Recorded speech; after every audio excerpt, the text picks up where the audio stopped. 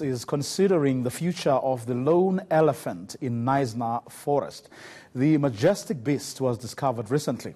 Its future will depend on whether the Department of Environmental Affairs, landowners and the general public want intervention or not.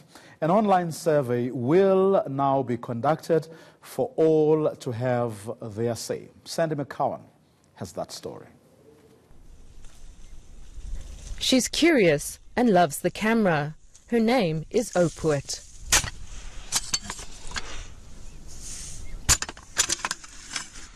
She's named after the elephant in Delian Mathias' novel, Circles in the Forest.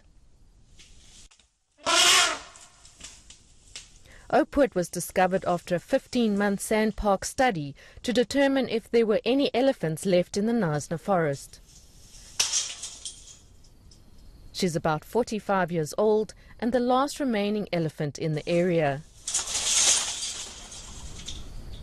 She freely roams the forest, refusing to allow any boundaries to keep her out. We basically purchased quite a lot of cameras, about 80 cameras, and at 40 stations across the whole entire elephant range, we placed these stations.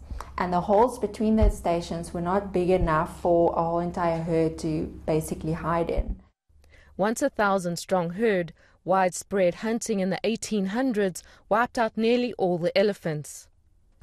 She's actually the only elephant female known in the world to move around like this by herself all the time. So she has to be vigilant all the time, which could indicate that that temporal streaming is showing that she may be a little bit more under stress than a normal female. SANParks is holding widespread consultation to decide whether to intervene or not. She decides season to season which areas of the forest to use, where to hide, where to refuge, where to cross the rivers, what to eat. So she's, really the last of the wild South African elephant. And that information is what we would like, an option to be available to transfer to another elephant, maybe a young elephant, because if that is lost, we can't buy that back again. Oput's future remains up in the air for the next 6 months, when a consensus is expected.